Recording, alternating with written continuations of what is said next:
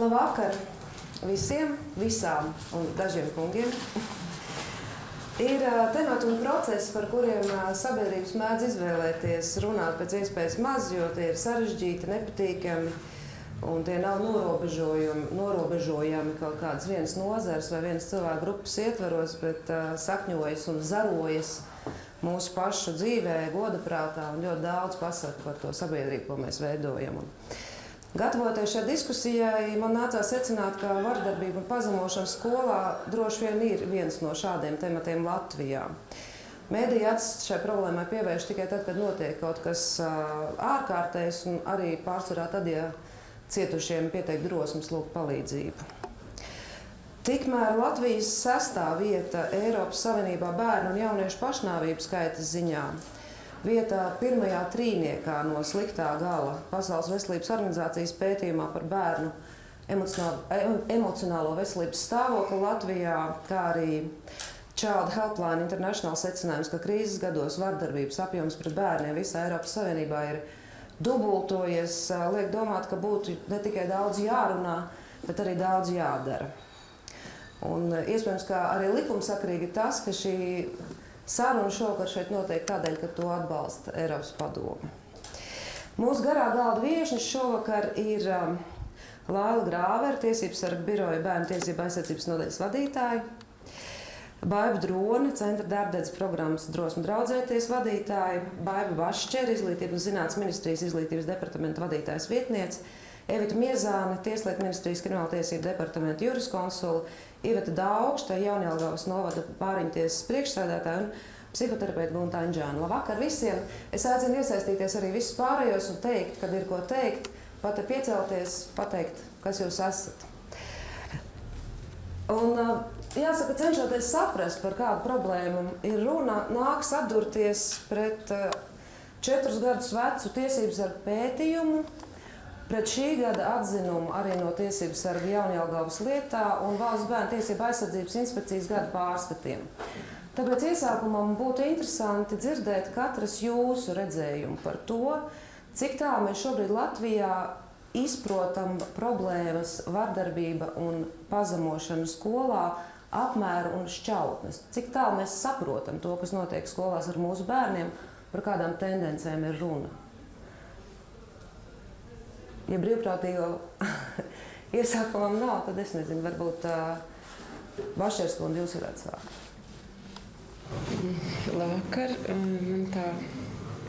Man patiesībā ļoti daudz domājot, jo galu galā ne jau tā, ka strādāju tikai izglītības un zinātnes ministrijā, esmu arī bijusi ilgu laiku pedagogs un strādājusi skolā.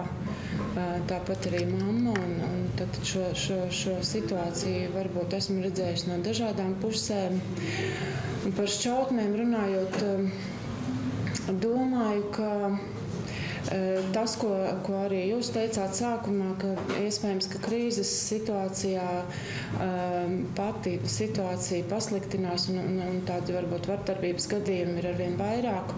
Un diemžēl, kas ir nepatīkami, tas, ka šie vairāk tomēr, manuprāt, dominē šī emocionālā vardarbība.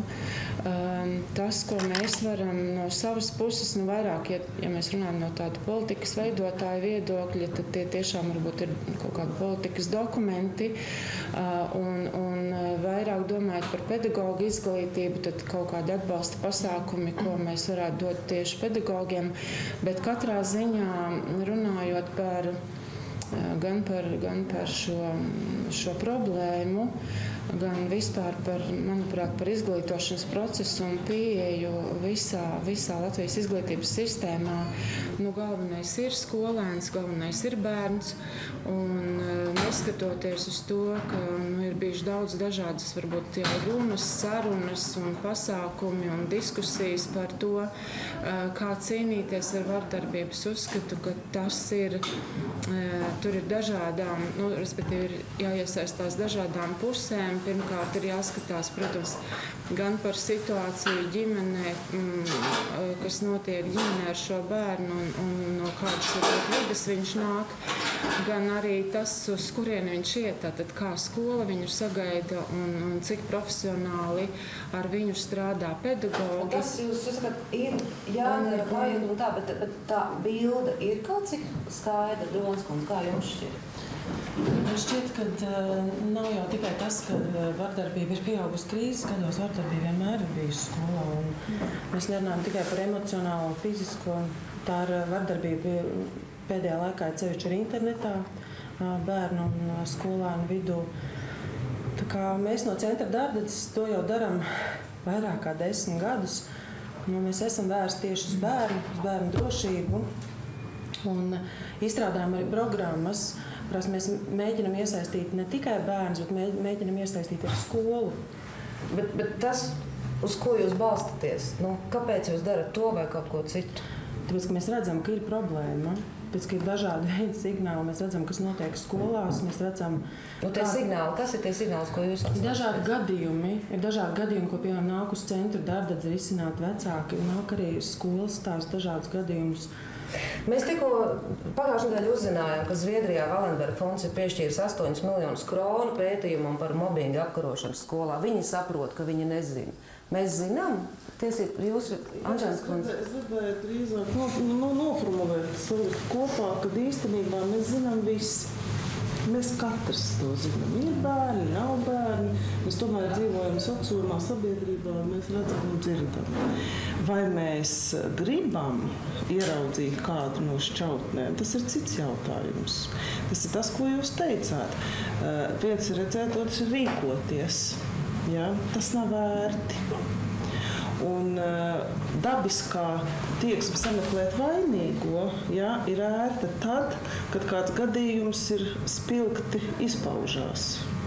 Un tad par to var runāt. Tad par to var aktivēt, paskatīties resursus, cēloņus, sekas, risinājumus un tā tālāk. Kamēr viņš neizpeld virspusē, it kā mēs neko neredzam. Bet es domāju, zinām mēs visi. Daugšskundze, jūsu Jaunjelgavas novadā jūs zinat, tagad vismaz pēc tā, kas jums tur ir noticis, kāda jums ir tā reālā aina ar riska bērniem un tā tālāk? Mēs kā bāriņtiesa un bāriņtiesas redzeslokā nonākušās ģimenes, mēs, protams, zinām, no kurienes tas nāk, jo es uzskatu, ka vardarbība skolā un citās sabiedriskajās vietās tās ir sekas, kam cēloņi ir meklējami vispirmām kārtām ģimenē.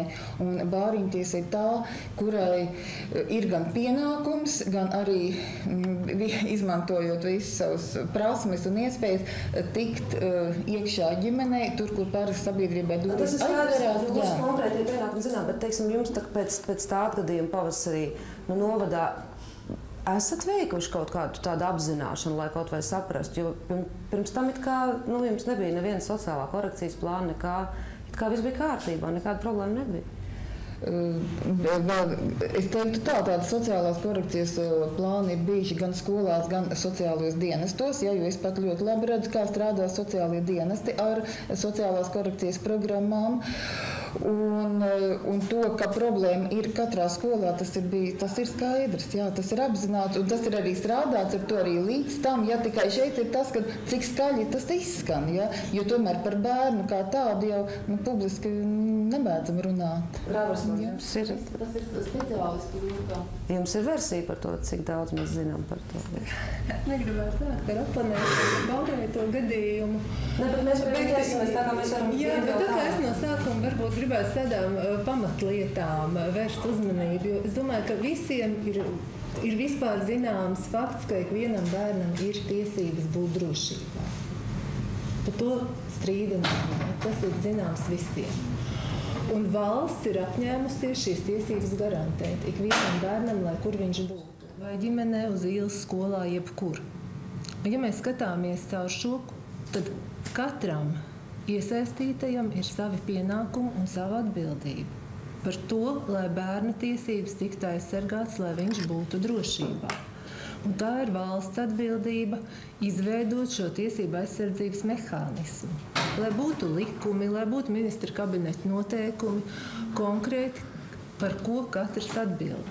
Un mēs šī Jaunjelgavas gadījuma kontekstā, analizējot šo Jaunjelgavas gadījumu, mums bija mērķis izpētīt, vai ir problēmas tiesiskajā regulējumā vai problēmas piemērošanā. Un konstatējām, ka ar spēkā esošo regulējumu, to, kas šobrīd ir spēkā, ir pilnīgi pietiekami, lai ik viens bērns būtu drošībā. Ja ik viens bērnu tiesību aizsardzības subjekts pildītu savus pienākumus. Sākot ar vecākiem, uz kuriem gulstas primāra atbildība par bērnu audzināšanu. Un beidzot ar pašvaldību, ar skolu, jo katrai iestādē te ir sava kompetence. Vecākiem ir bērns jāaudzina, pašvaldībai ir jāpalīdz vecākiem bērnu audzināšanā. Tas arī ir likumā rakstīts. Kur ir šī palīdzība, ja? Kur ir atbalsts tiem vecākiem, kuri neprot, nestrādā? Par to mēs arī runāsim. Tālāk es vēl došu Miezāns kundzei vārdu. Jūs ministrijā šobrīd strādājat pie koncepcijas, kas varētu vairāk pievērsties cēloņu novēršanai, nevis jau cīņai ar sekām. Vai tas nozīmē, ka jums ir skaidra tā bilde, kas, kur, kāpēc notiek un līdz ar to, kas jādara? Varbūt es nebūtu tā kompetentākā persona, kas varētu stāstīt par situāciju kā tādu vardarbības skolās. Tā kā mēs praksē nesaskaramies nestrādājam principā ar bērniem. Un man arī pašai nav bērni, bet mēs skatāmies uz šo problēmu plašāk. Tas ir ne tikai attiecībā uz bērniem, bet arī pieaugušajiem. Ir pilnīgi skaidrs, ka Latvijā šobrīd ir problēma tieši domāšanā, kā mēs pieejam problēmām. Tieši tas, kas jau izskanēja, ka mēs cīnāmies ar sekām. Mēs tā kā nevis koncentrējamies uz cēloņiem un domājam, kā to novērst, un rīkojamies jau tad, kad ir konstatējams risks, ka kaut kas varētu notikt. Bet mēs sagaidām, kad ir šīs sekas, kad ir, teiksim, vardarbība, arī kaut vai bērnu starpā, un tad mēs sodam šo personu, nosodam, ja ir slikti, piemērojam sodu un gaidām, kad pēkšņi kaut kas mainīsies, es atvainojos. Un ir skaidrs, ka tā nenotiks. Mums ir jārīkojās, lai tas nenotiktu un neturpinātos tālāk. Kas ir šī sociālās jomas, dažādi pakalpojumi, tie paši psihologi un kaut kā risinot cēloņus, mēs varam panākt to, ka tā vardarbība mazinās. Tiesības sarga birojas, kā jūs minējāt, izpētīja to notikumu gaitu, kas noveda pie tās Jaunjelgavas nelaimes un tā arī, kas notika pēc tam. Un šis notikums droši vien ir labs no tā viedokļa, ka viņš ir izpētīts un ļauj mums, teiksim, runāt par sistēmu un par tiem apstākļiem, kādā tas viss notiek. Un, ja mēs runājam par to, kā tas viss beidzās, mēs tagad zinām, ka tas piekautais puisītis kopā ar mammu ir pārvācies uz Rīgu, sācis iet skolā, un mamma ļoti cenšas paturēt noslēpumā, kurā skolā. Bet viņa mazākais brālis ar vecmāmiņu ir palikuši Jaunjelgavā. Un arī Sitējs ir palicis Jaunjelgavā, skola viņam nodrošina mājmācību. Tātad vardarbības upuru ģimene pēc visa tā, ko viņi pārcieta vardarbības sakarā, vēl ir bijusi spiest arī sadalīties un dzīvot atsevišķi. Nāks secināt, ka tā sabiedrība, skola, novads vairāk ir neapmierināta ar tiem cilvēkiem, kas publiski runāja un lūdza palīdzību un prasīja atbildību, nekā ar tiem, kas labprātāk šo gadījumu būtu paslaucījuši zem tepiķa. Vai tā jūs piekrītat, ka tā tas iznāk un vai tā būtu jābūt? Jābūt, bet tā iznāk. Un tur ir atkal tas pats tā vainīgā meklēšana. Ja? Ja pagrieztu to domāšanu un to principu, ko mēs varam darīt situācijā, vai neatkārtotos, tas modernais vārds ir šī brīža tāds stils, tā viktimizācija, saucamais izpētīt procesu, kurā potenciāli varētu nonākt, ja, upura lomā. Ja mēs strādājam ar profilaksi, tad tas ir savādāk. Jā, šeit bija pieļauts ļoti daudz kļūdu, jo arī bērntiesība aizsardzības likumā ir teikts, ka ir aizliegts izplatīt informāciju par bērnu, kurš ir cietis no vardarbības, kā arī par to iespējamo varmāku. Konkrētajā Jaunjelgavas lietā ik viens ik viens cilvēks varēja brīvi identificēt gan cietušo bērnu, gan iespējams vainīgo bērnu. Un tā bija jau sākotnēji ļoti liela kļūda, un šeit, es domāju, arī žurnālistiem ir jāuzņems atbildība par to, ka rādot, teiksim, cietušā bērna māti televīzijā, šeit nevajadzēja rādīt tā, ka viņi var atpazīt. Ja? Tas ir bērnu tiesību pārkāpums. Gan cietušā, gan vainīgā bērna. Aizbrauc prom tādēļ, ka viņi parādīja Rīgā televizorā, jāgalvā tāpat tās visi zinām. Sabiedrībā izskanēja tas, kurš ir vainīgs un kurš ir cietis. Nē, es vienkārši gribētu piebilst tajā brīdī, kad tas izskanēja publiski. Es tiešām nekad neesmu aizrausies ar komentāru lasīšanu, ja? Bet tās bija tās 2-3 dienas, jo nāca ļoti daudz telefonu zvani. Un es ļoti cītīgi lasīju komentārus, kas bija konkrēti Apollo, kas bija konkrēti Delfos. Ja? Un tad praktiski tajās pirmajās dienās trīs reizes ik pēc posma atkārtojās. Tātad mēs varējām noskaidrot, kas ir māte, kas ir tēvs, kur strādā ar visiem telefona numuriem, kas ir bērns, kā viņi dzīvo kopā vai nedzīvo kopā, ka tur ir kāda ģimenes situācija. Jā, tas jau cilvēki tāpat taču to visu vietējie tak savējos pazīst. Nu, redziet, tur nebija īstā situācija, ka varbūt tie arī nebija īsti nebija vietējie, ja? Tāpēc arī personīgi es nemaz nepazinu, ja? Nevarēju iedomāties un salikt kopā, kas ir kas, ja? Tāpēc ir ļoti liela interese, es toreiz lasīju. Un tūlītās arī man bija kolēģis, kas skatījās tajā pašā draugu portālā, ja, kur momentā pret bērnu tika vērsts viestu grāmatā, cik tur teica, vai 200, cik tur tie ieraksti, ja, kur vērsās, un tiešām pedagogi skolotāji arī no citām skolām, ja, viņi saka, cilvēki attopieties, ko vispār rakstiet, ja, kā var uzdrīkstēties, uzbrukt bērnam, un tur bija tāda sajūta, ka raksta vai 1 vai 2 vai 3, ja, vai vecāka gadagājuma cilvēki, visādi, tur bija tiešām briesmas. Un šī brīdī arī šim sociālo portālu uzturētājiem varbūt kaut kā vajadzēja noliegt, lai varētu brīvi liekt šo brīvo pieeju komentēt. Ja, ka mēs tur, es nezinu, ka ir situācijas, kad neļauj komentēt. Ja, un šeit tas viss gājas pilnīgi tādā, bez kaut kādas kontrolas. Es vienkārši tiešām tā kā lasīju un skatījos un brīnījos, ja kā tas notiek. Bet tāpat laikā ir zināms, ka jau iepriekš tas it kā varmācīgais bērns bija darījis kaut ko, kas viņu varētu likt pieskaitīt riska grupai. Tāpat tā upura ģimene varētu būt bijusi tāda, kurai varētu būt bijis jāpievērš uzmanība. Kāds zviedru eksperts saka, mēs vairs nedrīkstam salīdzināt bērnu situāciju skolā ar savu bērnību. Tagad apstākļi skolā ir daudz skarbāk un nepieciešams strauji pirmās pļaukas fiksējums. Ar pirmo pļauku saprotot, protams, ne tikai fizisku vardarbību, bet arī emocionālu vai verbālu.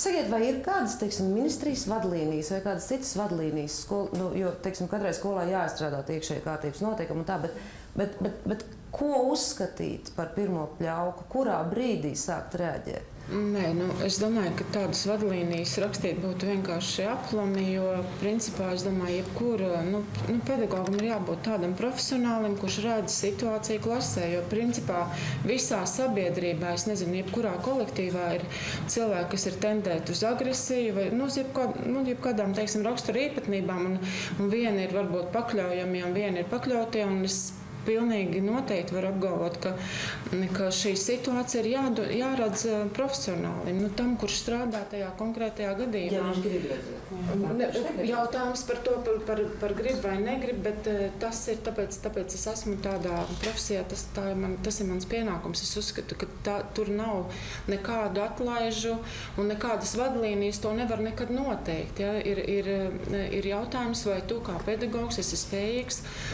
redzēt situāciju klasē, menedžēt šos procesus, analizēt vai vērtēt vai paredzēt, kurš to pļauku ir gatavs sist, vai kā jūs sakāt, vai kuram, jā, tad tas viss ir jāredz. Un tiešām es uzskatu, ka gan arī tīri pēc savas pieredzes kā pedagogs saku, ka nav nekādas atlaides tam. Runa par grib vai negrib, tad jau ir citi jautājumi. Mēs savukārt Dardze tieši par šo jautājumu runājām. Patiesībā ir tā, ka tās klase, kur skolotājs varbūt arī redz, un noteikti to redz, bet tā skolotāja noslodze jau ir tik liela gan mācību procesā, gan visā pārējā darbā, ka vienkārši viņam ir izdevīgi to neredzēt, pievērt acis. Protams, ja vecāks vēršās, tad, protams, viņš to dara, bet man liekas, ka skolotājiem ir pārāk liela slodze, lai viņš to darītu. Un tāpēc šeit iet runa par to, ka ir vajadzētu skolās katrā klasē skolotājiem atbalsta personālu, kurš palīdz risināt šādas lietas. Jo viens sociālais pedagogs parasti, kas ir skolā, viņš nespēja atrisināt vai redzēt. Te varbūt ir dažādi arī viedoklis. Vismaz es gribētu tomēr slēgties uz to, ka es apšaubu, vai katrā klasē, varbūt iespējams, ka vajag vairākiem, tad skatoties uz to, kāds ir skolēnu skaits skolā, bet ņemot vērā to, ka skolēnu skaits pārsvarā mazajās skolās un īpaši reģionos ir diezgan samazinājies, es pieļauju, ka arī tas ir pārredzams, ja ir atbalsta personāls, ja ir kā komanda, neviens tur varbūt sociālais pedagogs, bet tiešām viss tas, kas paredzēts, un viņi arī zina savas funkcijas, savus pienākumus, arī te ir pietiekami daudz izdarāmas lietas un darāmas lietas. Pieļauju, ka droši vien, kad varbūt ir nākotnē jādomā par skolotāju palīgiem, īpaši tad, ja ir tiešām bērni ar varbūt kaut kādiem tādi agresīvi ar īpašām izpausmēm, bet es nedomāju, ka mums ir tik milzīgas, ja mēs nerunājam par lielajām pilsētām, klases, kuras patiešām šobrīd varbūt ir pārāk lielas, kad tā situācija nebūtu pārredzama. Par noslodzi runājot, jā un nē, ir dažādi. Ir ļoti noslogoti pedagogi, un varbūt ir netik noslogoti pedagogi. Tā kā arī te ir dažādas situācijas, bet tas tik un tā, es domāju, ka no amata, teiksim tā, ņemot no amata pienākumiem, tā ir profesionalitāte. Man liekas, ka skola ir trešais pakāpiens. Pirmā institūcija ir ģimene, protams, un tad ir bērndārs, kurš šie gadījumi redzās. Ja? Un man visu cieņu pacientu vecākiem un pacientiem, kas nāk un kuru māmiņas un tēti jau agrīni, jau pirms bērnu dārza pamana to, ka bērns ir vai pārāk kustīgs, teiksim, ar tieksmi kāpt, krist, vecmāmiņai tur iesist ar grabuli vēl kaut ko ar mašīnīti, ja? Un to, ka ierauga bērnu dārzā, ja? Kad viens sēž un ļauj sevi sist, un otrs to dara. Ja? Kad tas jau ir tas posms, kad jāpievērš uzmanība tam, un to jau var ieraudzīt. Jo piekrītu, ka, ja ir viens skolotājs un 30 skolnieki klasē, tas varbūt ir sarežģītāk. Bet ja tev ģimenē, kaut vai 5 bērni pieņemsim, ja? Tas ir mazāk. Turēt tās acis un tās sirds vaļā un ieraudzīt to lietu un neiedomāties, ja tad, kad es nerunāšu vai neredzēšu, tad tas nebūs pazudīs. Mēs runājām pirms sākām te kopā visu runāt. Jūs teicāt, ka jums gatavojot šo preventīvo piespiedu līdzekļu likuma projektu arī tas ir tāds būtisks jautājums, kā noteikt to, kurš ir tas brīdis, no kura jāsāk piemērot kaut kādi preventīvie līdzekļi. Jā, par to mēs vēl paredzams, ka gari un plaši diskutēsim. Kur galvenās, teiksim, no jūsu puses skatoties, tā problēmas nofiksēt to brīdi? Tāpēc, ka katrs gadījums ir individuāls, un mēs ņemam, kā jau es teicu iepriekš, mēs ar šo likumprojektu sadzam ne tikai vardarbību skolā, bet plašāk mazliet problēmu, kas ir arī visi dzimuma noziegumu riski un viss, kas saistās ar vardarbības novēršanu. Līdz ar to tur principā es domāju, ka tas nav pat iespējams pateikt konkrētus kritērijus, kas tagad skatāmies, jā, šī pazīme arī ir, un tā tad mēs piemērojam. Tur ir jābūt, kā mēs to redzam, jābūt ir speciālistu grupai, kas ir kompetenti attiecīgajā gadījumā, un tad viņi kopā domājot, analizējot konkrēto gadījumu, konkrēto situāciju, konkrēto personu, tad pieņem arī lēmumu, vai tad tiešām būtu jāiejaucās. Jūs sakat, jābūt speciālistu grupai. Tāpat laikā jau šobrīd, kā tiesības sargs ir precīzi savā atzinumā atrakstījis, ir pilnīgi precīzi dažādi ministru kabineta noteikumi un likumi, un kas tik vēl ne, kuri jau tagad nosaka, ka pašvaldības sociālam dienestam būtu pēc savas iniciatīvas jāstrādā sociālās korekcijas plāns katram riska grupas bērnam. Tas nozīmē katram bērnam, kurš vēl nav neko izdarījis, bet uzrāda pazīmes.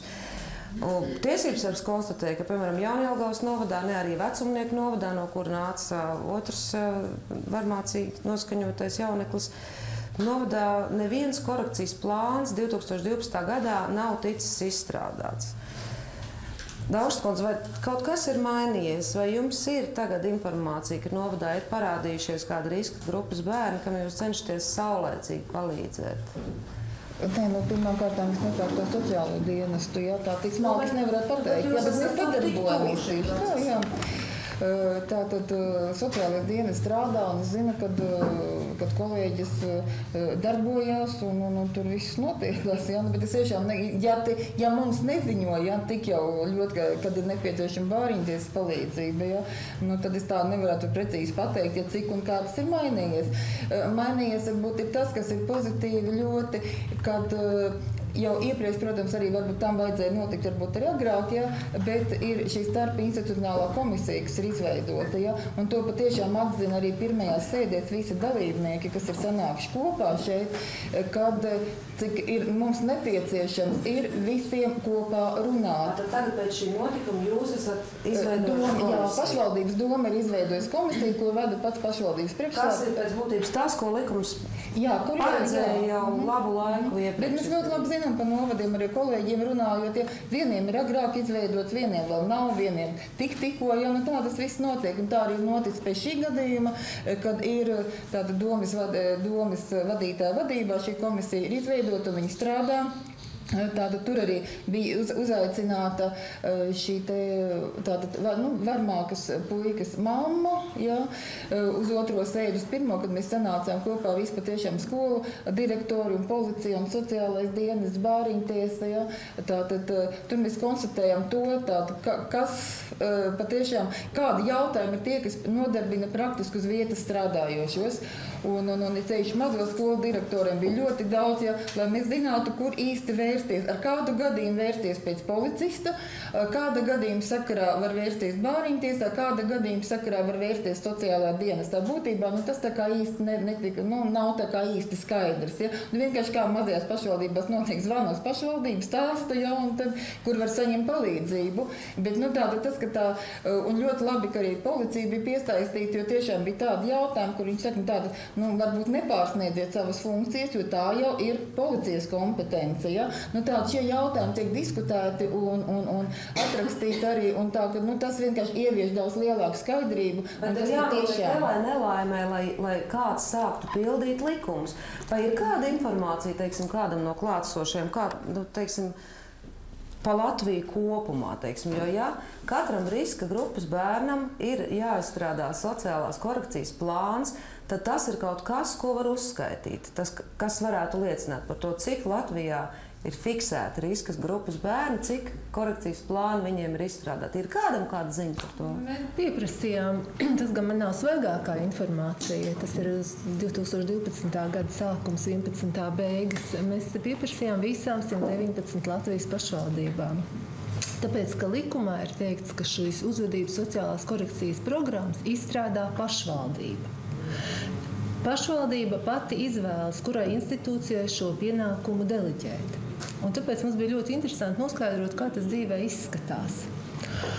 No 119 pašvaldībām 92 šo darbu veic sociālie dienesti, dažās pašvaldībās bāriņtiesa, un 5 pašvaldības bija, kurš tā arī atbildēja, ka neviens šo darbu neveic, un pamatojums bija divējāds. Viens pašvaldības atbildēja, mums nav tādu bērnu, ja, novadā nevienu bērnu ar uzvedības traucējumiem, lai gan pētījumi rāda, ka tāda ir katrā klasē. Un otrai daļai pašvaldību tā motivācija bija tāda, mums nav tāda speciālista, kas to varētu darīt. Tas būtu tā statistika, bet no tām 92, kas teica, ka mums šo darbu veic sociālais dienests, interesējoties jau tuvāk, kā tieši sociālais dienests to dara, tad izrādījās, ka pašlaik nevienas programmas nav. Un arī mēs braucam pašvaldību monitoringu vizītēs. Un arī mums ir tās atbildes viņu. Ja, piemēram, mēs aizbraucam uz domi, aizējam uz sociālo dienestu un sakam, jūs veicat preventīvo darbu ar bērniem? Jā. Sakam, parādiet kādu programmu, kāda viņi izskatās. Un tad sāks, apmēram, nezinu, kur noliku tās programmas, tepat viņas bija. Viņi negrib pateikt, ka tas darbs nenotiek. Es esmu redzējis savām acīm reāli vienu pašvaldību, ko es varu teikt, ka tur tas darbs notiek, bet tas neesmu bijis visās 119. Ja? Bet tā ir Valmiera, kur es tiešām esmu savām acīm redzējis, ka šis darbs notiek. Un tā ir pašvaldība, kur šī funkcija ir deleģēta jauniešu interešu izglītības centram Vinda. Kā tad uz ārpusi dot? Uz ārpusi, jā. Un tur tiešām izvērtē, kas tam bērnam ir vajadzīgs, kā viņam palīdzēt. Jo mērķis jau viņam ir palīdzēt un iemācīt sociāli pieņemam uzvesties, ko nav izdarījuši vecāki, kam ir audzināšanas pienākums, to nav izdarījusi skola, kam arī ir audzināšanas pienākums. Tad ir jāpalīdz pašvaldībai jau šī uzvedības korekcija. Liepā interesējās, viņi grib uzlabot savu to sistēmu. Tā kā nevar teikt, ka nenotiek, bet teiksim, ka tas darbs Latvijā notiktu tā, kā tam jābūt pēc likuma, ka katram bērnam izstrādā uzvedības sociālās korekcijas programmu, kura rīcība tikai var novest pie pretiesiskas rīcības, kā paredz to likums. Nenotiek tas darbs, un tā ir pašvaldība funkcija, kas netiek pildīta. Varētu padomāt, ka, lai to tā kvalitatīvi un labi izdarīt, tur vajadzīgs laiks un speciālisti un nauda. Ir viedoklis, cik valstī vispār, teiksim, šādiem mērķiem varētu būt resursi pieejami, gan cilvēku resursi, gan finanses resursi? Mēs no valsts sektora nezinām, jo mēs darbojamies tikai uz ārvalstu projektu finansējumu. Mums nav bijis valsts atbalsts. Lielākais resurs bērnam, jebkurš bērns, kurš piedzimst, kā teica balts, puķu zirns bez nevienas melnas svītras, vecāks ir resurss. Un katrs bērns ir risks vai aiziet uz vienu pusi vai uz otru pusi. Un, manuprāt, pats galvenais ir izglītot vecākus. Jo tad, kad viņiem sāc runāt, kā viņi jūtās, kā viņi to saprot, ko viņi no tā gaida, kāda ir viņu pieredze.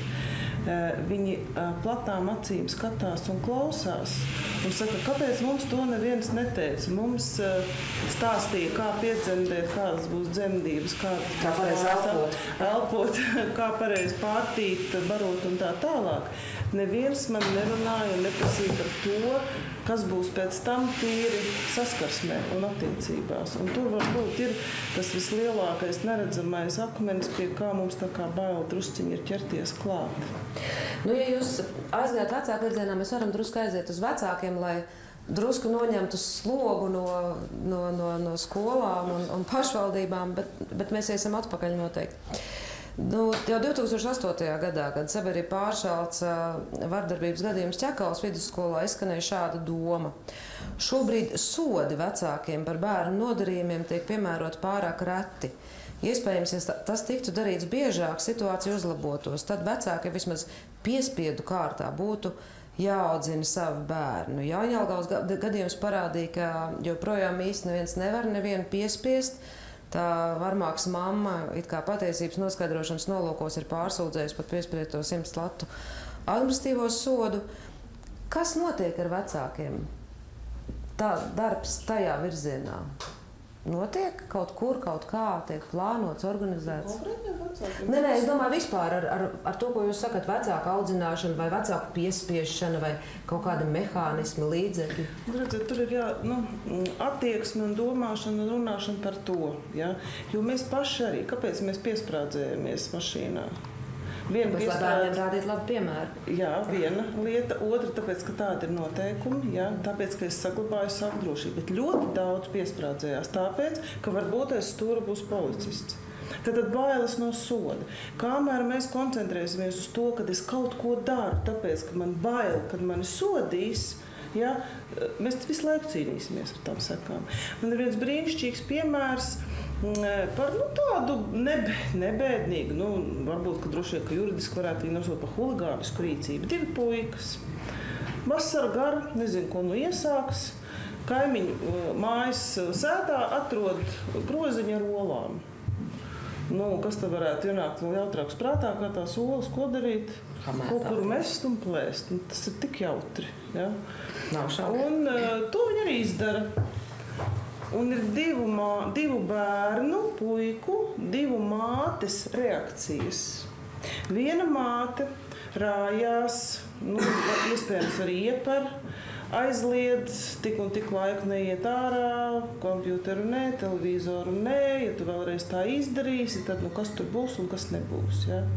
Otra mamma ar to bērnu runājot saka, bet vai tu padomāji, ka tu to olu sitot pret sienu, tu īstenībā, tā kā nenogalināji, bet tur varēja būt cālīts iekšā, un viņš būtu bijis beigts. Un tas bērns sāk raudāt, un viņš saka, nē, es par to nepadomāju, es vairs nekad, un es ne pats, ne arī, Jānītim, Pētrītim vienalga, to neļaušu darīt. Tur ir tā sāls, tur ir tā audzināšana, tur ir tas, kad bērnā ierosina domu, par atbildību, par to, ka mans nodarījums kādam var kaitēt. Un tā vēl nav skola, tas ir bērnu dārzs. Bet jūs jau runājat tādās lielajās, skaistajās, ētiskajās vērtībās, bet mēs diezgan labi zinām, kāda ir bieži vien reālā dzīve Latvijā, ka vecākiem varbūt pat neienāk prātā pašiem tā doma, ka olā varētu būt bijis cālītis iekšā.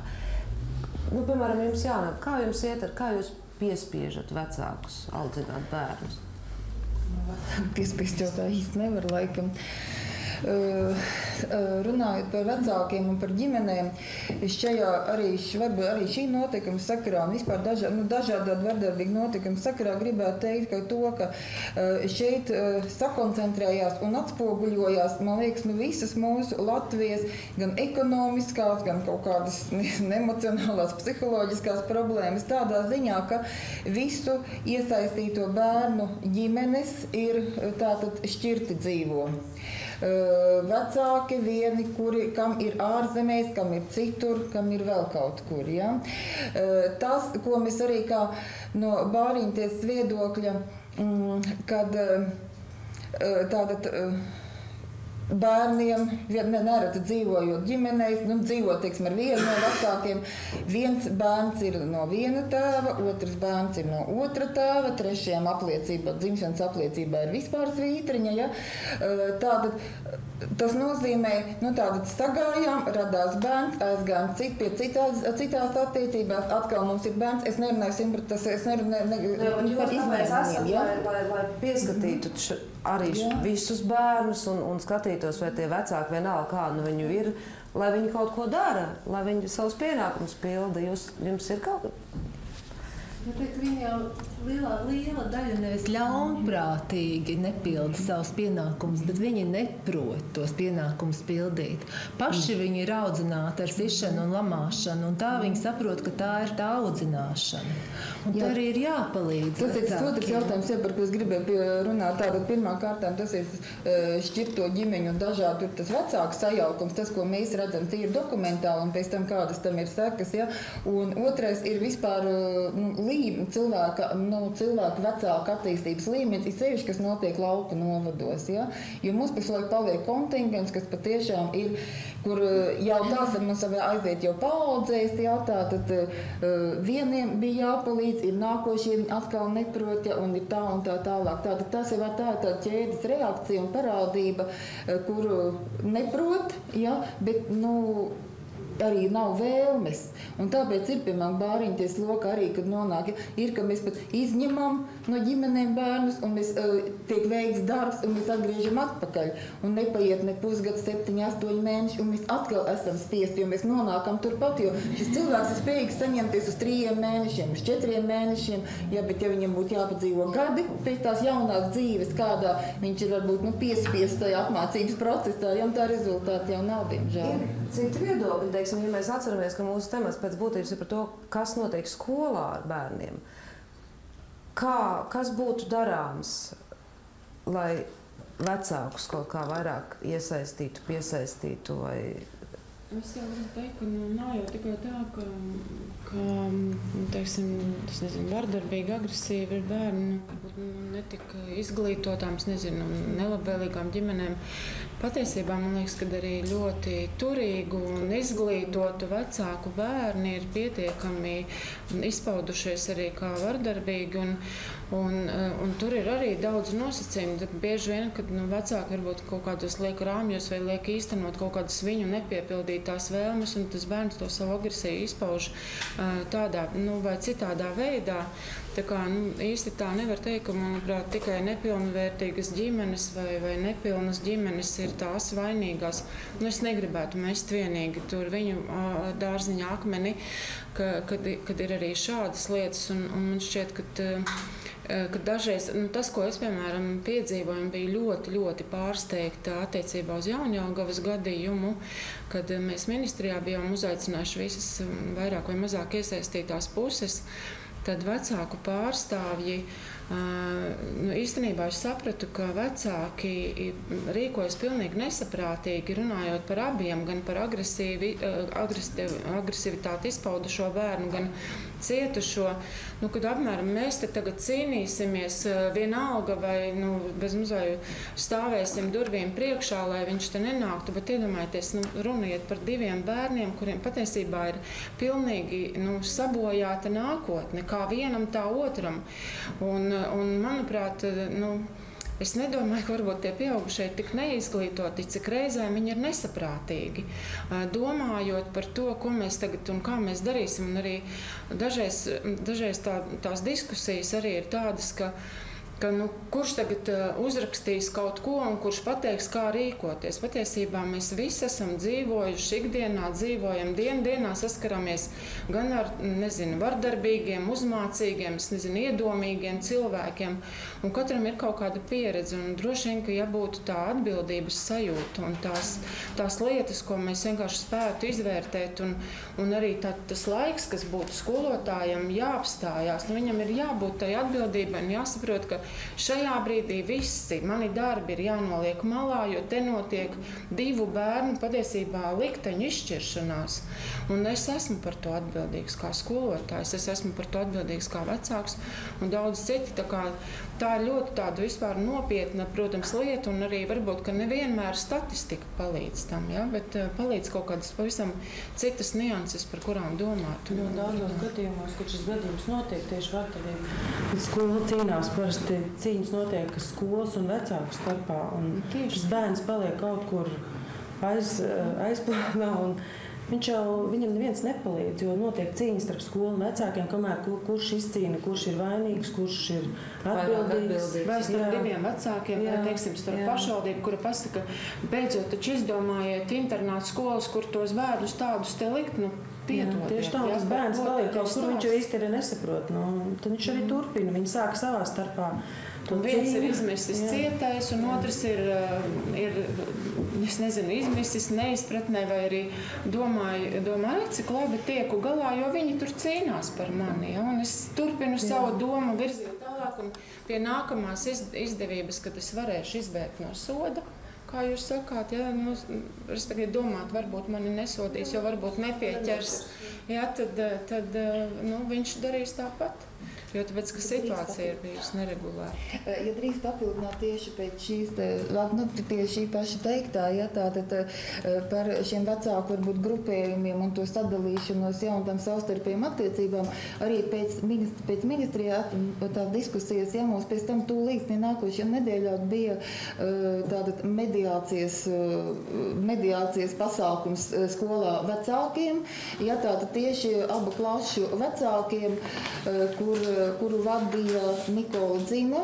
Tātad mēs uzskatām, ka tas ir ļoti augstvērtīgs pasākums. Un tad tur arī ļoti labi, protams, nebija jau tie vecāki atkal kā vienmēr, kuri bija visagresīvāk noskaņotie. Bet varbūt tā miermīlīgākā daļa, bet kurus tas interesē.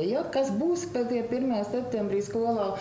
Un šī saruna un tā nodarbība vecākiem arī bija ļoti, ļoti pozitīva, jo patiešām, kā speciālists un arī cilvēks no malas, kas ir ļoti svarīgs. Tas bija cilvēks no malas, ja, kas spēja sniegt gan raksturot situāciju, gan raksturot dažādus bērnus, ja, un kā šādās situācijās rīkoties. Un tas bija tas ļoti, ļoti vērtīgs pasākums. Un līdz ar to arī, man liekas, nekas arī pēc tam, jo bija jau doma, ka varbūt varētu dažādas tās izpausmes būt arī zinību dienā, bet tas bija tas labais, jā, ko mēs ieguvām tieši uzaicinot šo te speciālistu.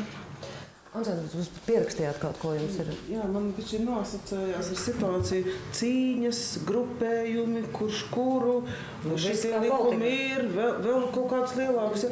Kur ir diskusija, kur ir sapratne?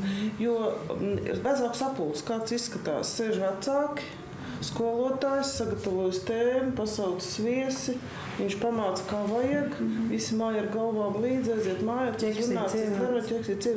kur ir diskusija, kā mums notiek, kas jūs satrauc, kā jums tas ir? Nav tās diskusijas.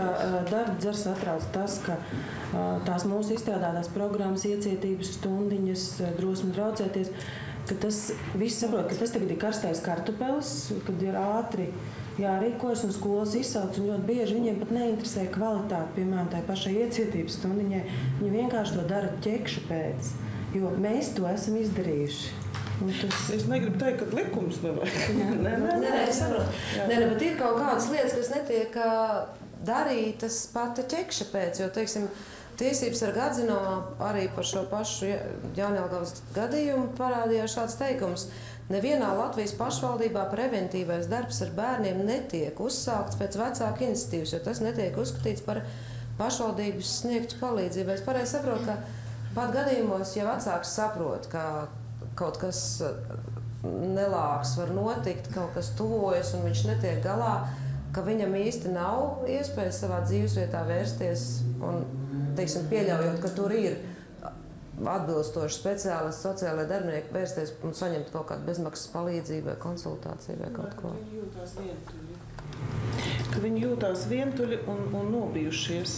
Jo, ja es iešu lūkšu, un kas tad tev tur nav kārtībā? Ja? Tā ir viena lieta. Un otra lieta, ka tiešām šī bezmaksas palīdzība ir ļoti minimāla salīdzinoši ar to vajadzību, kādu vajadzētu.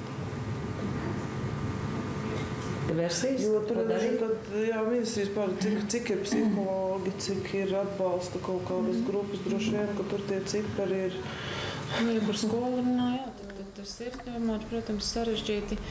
Un tur ir dažādi arī aspekti. Pirmkārt, protams, atalgojums, ar ko mēs nevaram lepoties. Otra lieta, bieži vien arī tieši attālajos novados vienkārši psihologi skolā neiet strādāt.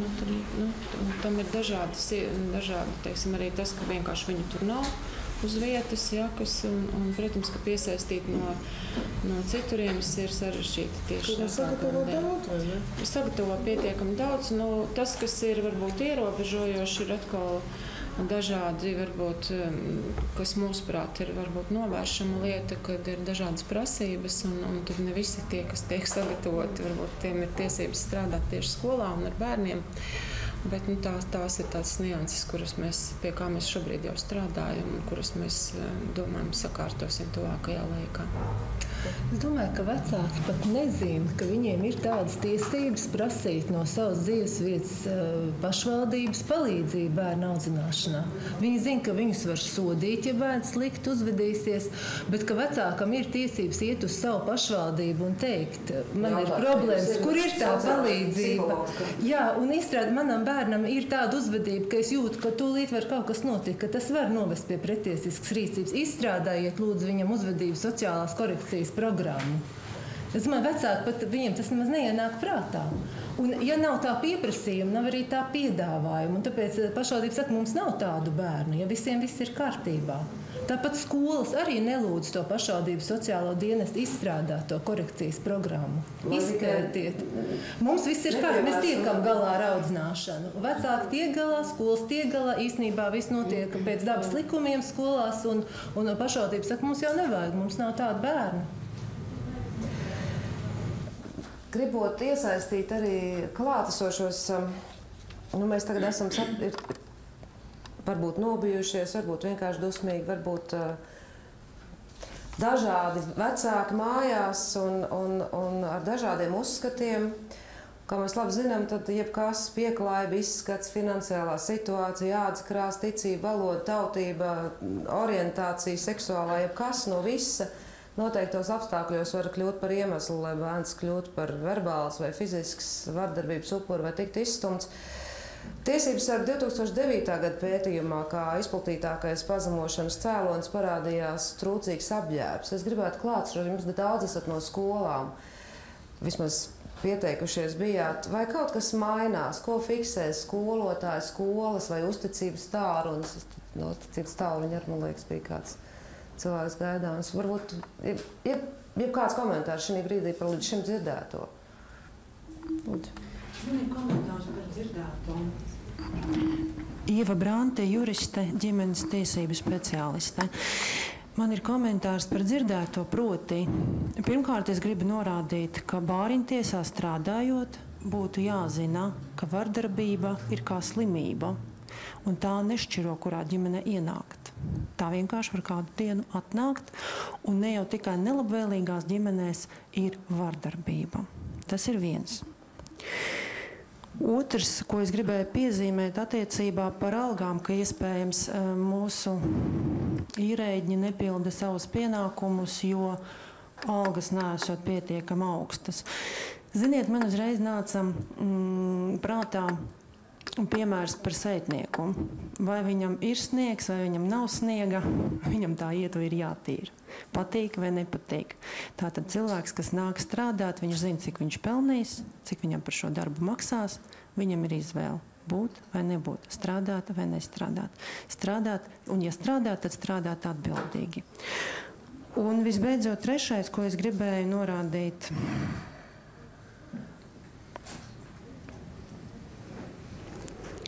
Mēs daudz runājam par vecāku atbildību. Tas ir svarīgi un neapšaubāmi ļoti nepieciešami. Bet gribu norādīt, ka sajūta ir tāda, ka starp vecākiem un skolu, starp vecākiem un bērnu dārzu ir tāda bedre, kur iekrīt visi lūgumi, visi aicinājumi un jebkādas vēlmes komunicēt vai atrisināt problēmu. Es personīgi, redzot šo diskusiju, klausoties, secinu, ka pirmkārt ir bardaks, jo ir sistēma, un sistēma nestrādā, tāpēc, ka ierēģi nepilda to, kas ir uzrakstīts un kas būtu jādara. Tas ir viens, un otrs, es neesmu droša par savu bērnu, un kā tad mans bērns var būt drošs skolā par to, ka viņam būs viss labi, ka viņu pasargās, ka viņu aizsargās. Man tāda sajūta nerodās. Un šī diskusija tam apliecinājums. Tam apliecinājums lielā mērā, protams, ir tiesības sarga atzinums, kas jūs piekrītat, ka mēs varētu lietot vārdu bardaks par to, kā sistēma, vārdos uzrakstītā sistēma dzīvo dzīvē reāli. Sistēma nestrādā. Ja katrs darītu to, ko likums paredz godprātīgi, situācija būtu pilnīgi cita, būtu cita aina skolā. Šobrīd tā vardarbība ir pieaugusi. Man nav datu par iepriekšējo periodu. Es nevaru teikt, vai stāv uz vietas, vai pieaug, vai samazinās. Es zinu, piemēram, statistiku par 12. gadu, ka pagājušajā gadā valsts policija ir saņēmusi 5882 iesniegumus par vardarbību skolās. 5882 gadā. 82 cilvēki, kas ir aizgājuši uz policiju. Kas ir aizgājuši uz policiju. Gandrīz 6000 gadā ir aizgājuši uz policiju par vardarbību skolā. Jā, jo kopējais cipars gadā ir 32 līdz 33 tūkstoši. Bērniem nodarīt. Bet tajā pašā laikā riska grupās mums neviena bērna nav. Jā, riska grupās nav viena bērna. Mums nav, jo tiem bērniem jau ir jāpalīdz tiem vardarbīgajiem bērniem. Jo tā nav, bērnam ir tiesības uz attīstību. Un un viņu tiesības nav nodrošināts. Ja viņš ir tāds, kāds viņš ir, viņam ir jāiemāc sociāli pieņemam uzvesties. Nevis viņš jāsoda, tad vēlreiz, bet viņam ir jāpalīdz, jāiemāc. Tas ir skaidrs, ka tas ir jādara, bet tas nenotiek. Bet ko darīt? Lūdzu. Latvijas Universitāte, Dita Nīmante. Es gribēju varbūt pastāstīt vienu pozitīvu piemēru par to, kā pamazām tiek likvidēts bardaks. Jo Latvijas Universitāte kopā ar citām Latvijas augstskolām, arī iesaistoties nevalstiskām organizācijām, ir jau 3. gadu īsteno projektu, ļoti sarežģītu nosaukumu, bet īsumā atbalsts, kur mēs strādājam ar jau 34 skolām un 15 pašvaldībām, kur skolēniem preventīvi tiek ļoti daudz kas mācīts, arī skolotājiem. Un tur ir vairākas lietas, protams, ļoti komplicētas, sarežģītas, bet no otras puses ļoti vienkāršas. Un pamatā atbalsts pozitīvai uzvedībai, balstīts uz to, lai visi mēs sāktu uzvesties pozitīvi, atbildīgi, ar cieņu. Otrs - sociāli-emocionāla audzināšana klases stundās, vienaudžu mācīšanās lasīt prasmes pilnveidēji un vēl daudz citas lietas un sadarbībā ar pašvaldību. Tas nozīmē, ka sistēmu var attīstīt, veidot un ieviest, un mūsu projekts to ir apliecinājis. Ir ļoti labi rezultāti. Patreiz tiek apkopots pētījuma 2. daļa. Es domāju, ka mēs drīz nāksim arī klajā ar pētījumu 2. rezultātiem, lai mums ir vairāk indikātori, kurus esam izvirzījuši, tā skaitā arī skolas apmeklētība, mācību sasniegumi, arī sociālo prasmi uzlabošanās. Tas ir pa visu Latviju. 25 bija sākumā skolas, 15 pašvaldībās un tagad 34 jau kopā izglītības iestādes. Un šī sistēma strādā. Un tas nav priekšķekstīši, kā Ardēdas stāstīja, ka uzaicina tikai, lai būtu uzaicināti, bet pēc skolām bija jāgrib piedalīties šajā projektā, tas bija brīvprātīgs projekts. Tur arī viņiem var ievilkt, ka viņi jā, te mēs varam diskutēt, jo mācās visa skola, jo šis projekts ir sistēmisks projekts. Tas nozīmē, ka tas nav tikai kaut kāda atsevišķa kursa, tas nozīmē, ka mācījās arī sētnieks, mācījās pavārs, visi darbojās līdzi. Kas dod naudu? Pašvaldības piedalās? Šobrīd tas ir Eiropas Savienības projekts, jā, un Latvijas valsts arī atbalsta šo projektu. Patiesībā arī šādai programmai un tādam projektam mēs jau neredzēsim to iznākumu uzreiz, tas ir ilgtermiņā. Viņš droši vien atspoguļosies pēc 5 gadiem, ka tas būs tiešām būs veiksmes stāsts. Un mēs arī Dardzē par to runājam, ka uzreiz jau nekas nenotiks. Vienkārši lēnām strādājot, mēs redzēsim tos rezultātus pēc vairākiem gadiem. Tur 2 rokas. Drauzniece Vineta, Rīgas Teigas vidusskola psihologs. Un mēs esam viena no tām skolām, kura ir iesaistījusies šī APU projektā. Varbūt no sākuma drusciņi tā kā smaidot par šo, bet mēs reāli redzam, kādas ir pārmaiņas. Arī mēs esam viena no skolām, protams, kur notiek vardarbība. Bet, kāda jums notiek vardarbības? Tieši tāpat emocionālā. Ja, un, arī fiziskā, kas ir mazākajās klasītēs vairāk izteikts. Komentārs par to, ko dara atbalsta personāls un vai skolotājs meklē palīdzību. Jā, ir skolotāji, kuri saka, ka mēs nesaprotam, ko mums šajā situācijā darīt. Piedodiet, man ir 8 stundas, man nav laika aiziet pie savas klases. Viņi droši var nākt pie mums, un tad mēs ar sociālo pedagoģi esam tās, kas arī šīs situācijas risina. Ir bijuši, kad 5 reizes nedēļā bērni nonāk mūsu kabinetos, bet pamazītiņām viņi saprot, ka pieaugušie reaģē uz to, kas notiek viņu starpā, un viņi saprot, ka neko neizsprukt no sarunas. Ko lūdzu? No sarunas neizsprukt. No sarunas neizsprukt, un viņi redz, ka mēs tā kā reaģējam. Tad otrs ir arī ko mēs tā kā tīri preventīvi esam ieviesuši, kad lielie jaunieši, 12. klases skolnieki iet pie mazajiem un runā par šīm te pašām lietām, kā tad veidot savādāk attiecības, kā skaidrot konfliktu situācijas vai vienmēr ar dūrēm, vai to var izdarīt savādāk. Un mazajiem ir interesanti dzirdēt, kāda ir pieaugušo jauniešu tā pieredze un ko viņi domā, un viņi tiešām ieklausās arī, varbūt daudz vairāk nekā, kad mēs to darām kā pieaugušie skolotāji. Un īsumā viss, bet Dacei bija...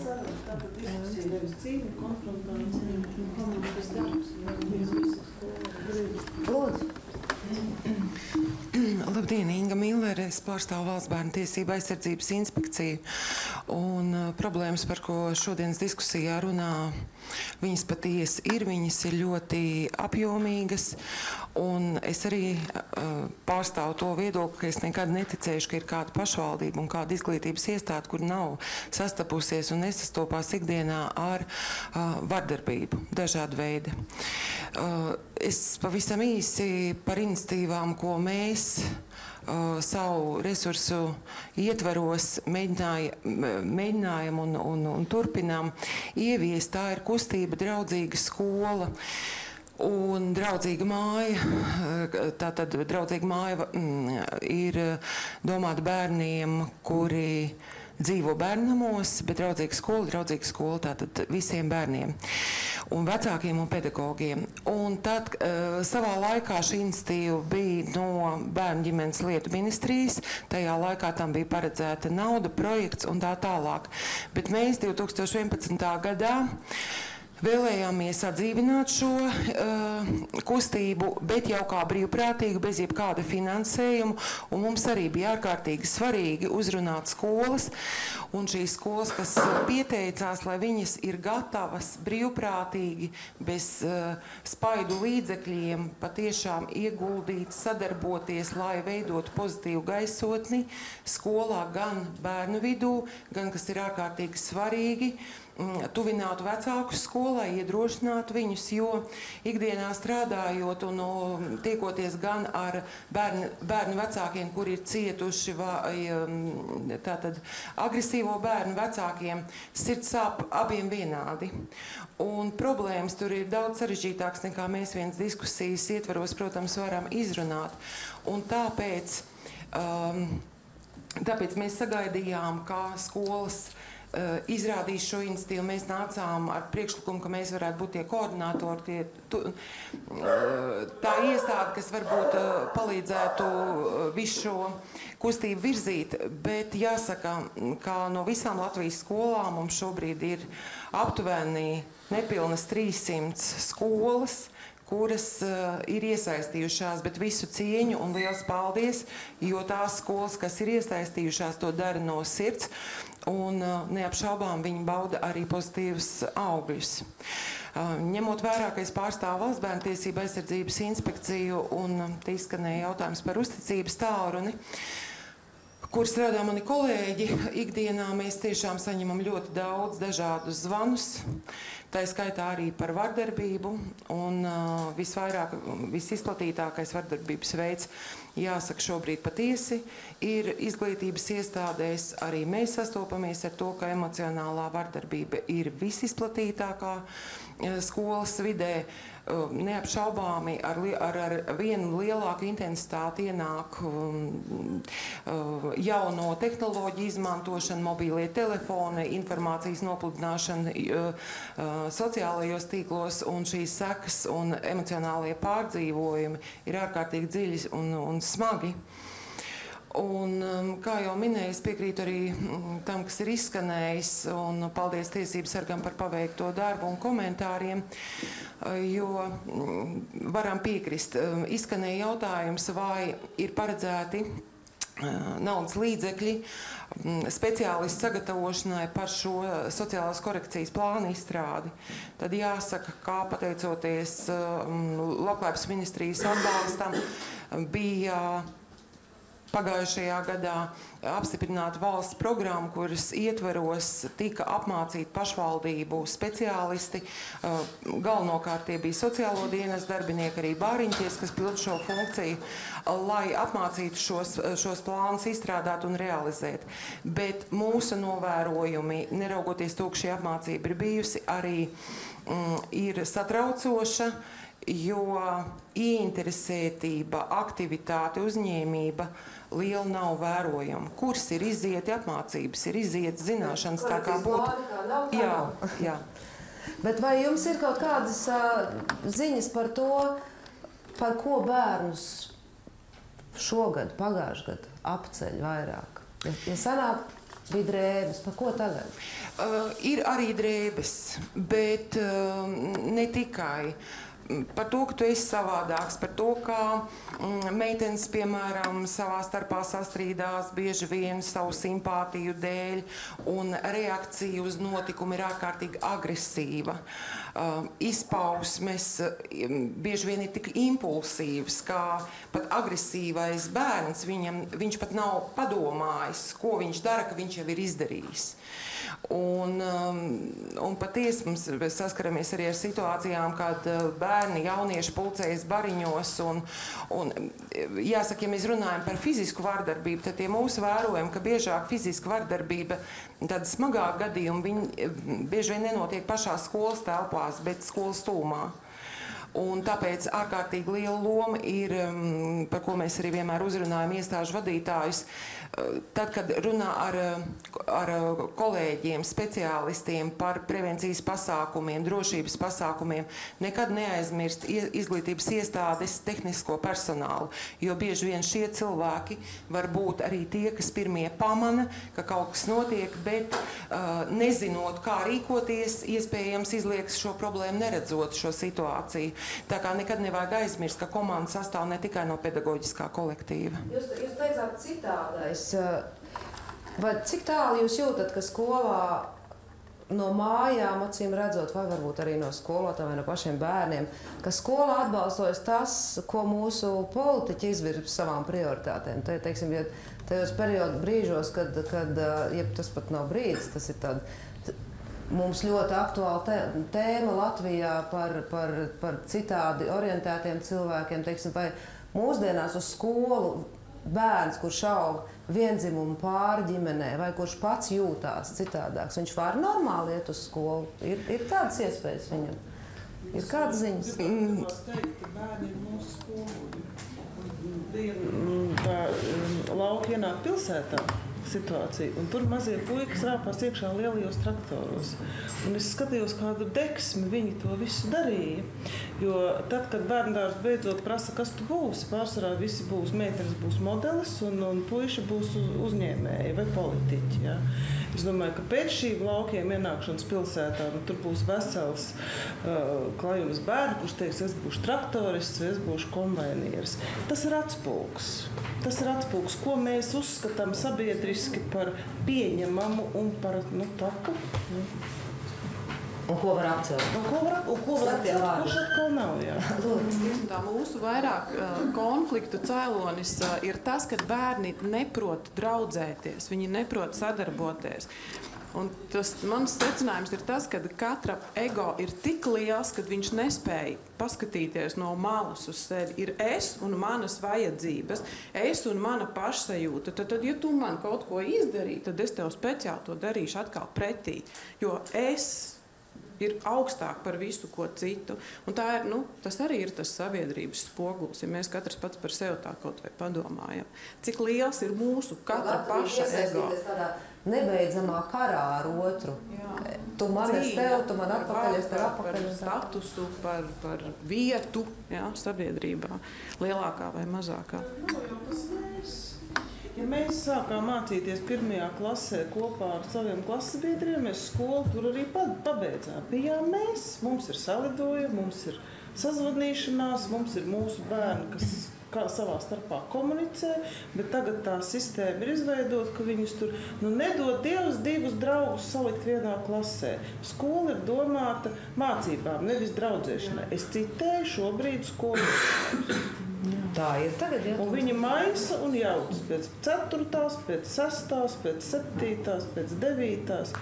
Tas nav mans izdomājums. Skolotājs saka, skola nav draudzēšanās vieta, ir jāmācās. Tā ir emocionāla vardarbība. Jā. Vēl komentāri, lūdzu. Tur mikrofonu tikai paņem mikrofonu. Es ļoti atvainojos. Biedrība Latvijas bērniem ar kustību traucējumiem. Ļoti jauka diskusija, bet vai mēs kādreiz visi kopā, it sevišķi pie galda sēdošie, varētu varbūt padomāt to, kad visās valstīs jau ir šīs problēmas. Mēs jau neesam nekāda īpaša valsts, ja, kur nu tagad viņas ir jāsāk risināt tā kā mums tikai vieniem pašiem. Sakiet, vai jūs kādreiz esat domājuši par to paskatīties uz valstīm, kur ir viszemākā vardarbība un arī, atvainojiet tā vienkārši sakot, vismazāk cietumnieku. Un viņas tepat blakus ir. Paskatieties kaut uz mūsu ziemeļvalstīm, uz Dāniju. Varbūt, ka vienkārši vajadzētu papētīt, kā viņi šo darbu veic. Un es jums varu teikt tā, ka mēs tā kā drusku esam ciemojušies un mazliet papētījuši, jā. Un šis darbs tāpat Dānijā ir ļoti dažādas ģimenes, ļoti daudz šķirtas. Dānijā šobrīd ir šis vienlīdzības un sievietes tur var ļoti labi dzīvot bez vīriešu atbalsta. Ļoti liels šķiršanās procents ir. Tāpat ļoti daudz iebraucēju ģimenes, kas vairs nav tāds, pastāvīgais Dānijas kontingents, jā. Un tomēr no bērnu dārza sākiet bērnu dārzā apmēram 1,5 gada veci bērniņi.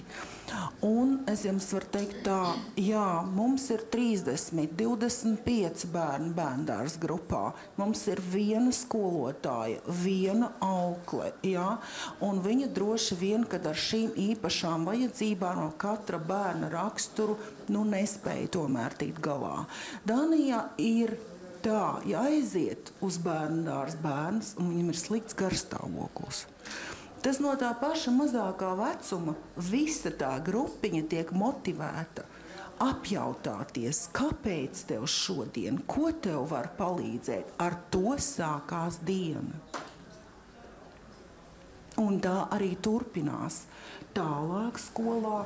Un tad ir tā, ka ja mums, es skolā strādāju ilgi, jā, un teikšu tā, ka kritiskais vecums ir 7., 8. klase, sākot jau no 6., kad sākās bastošana, jā, kad labi bērni, jā, tā kā tikai sociālu dažādu iemeslu dēļ nobrauc purvā un sēž 2-3 gadus vienā klasē, jā, un viņi negrib vairs iet uz skolu. Ziniet, Dānijā tajā vecumā bērni grib iet uz skolu. Viņi to dara labprāt, viņiem patīk. Tātad arī mūsu izglītības standartā ir ļoti lielas kļūdas. Kāpēc tad mums ir šī problēma? Varbūt vienkārši vajag mēģināt izvērtēt, kāpēc viņiem ir veicies, a mums tomēr neveicās vēl. Ir arī tādas metodas, ko izmanto. Un viņas nav jāizdomā. Viņas nav jāizdomā. Mēs, piemēram, centrus darbus, mēs esam pārņēmuši tieši šo ārvalstu praksi daudzās drosmi draudzēties programmās, kur mēs izmantojam tieši tādu veiksmīgu piemēru. Piemēram, tās pašas iecietības stundiņas, kur mums iecietības aģents iet klasē un strādā ar klasi, reāli strādātas. Jo tā ir cita metode. Jā, mums ir izglītībā ļoti maz līdzekļi. Cilvēkam tā, dāmas, es tā ļoti vienkārši izteikšos, cilvēks jau nekas nav īpašs. Viņš tāds pats vien dabas radīts šeit ir. Un katram tomēr cilvēkam, tāpat kā zvēram mežā, ir savu teritoriju vajadzīga. Un ja mēs saspiežam tos 31 klasē un turam viņus arī pagarinātā dienā, vēl labāk mēs 3 pirmās, 3 otrās saliekam kopā pēcpusdienā ar vienu skolotāju, mums ir pagarinātā diena. Tā nevar, tāpēc jau ir tie bērni nervozi, tāpēc jau viņi paliek vardarbīgi.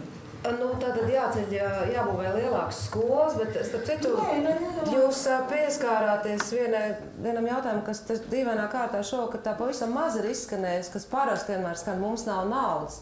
Mēs atkal pirms runājām, jūs teicāt, ka tas Tieslietu ministrijas plānotais likumprojekts par preventīviem piespiedu līdzekļiem varētu strādāt tad, ja viņam būtu pietiekami liels finansējums. Kāda ir tā situācija, ko jūs redzat, ko jums vajadzēs, kā šobrīd nav?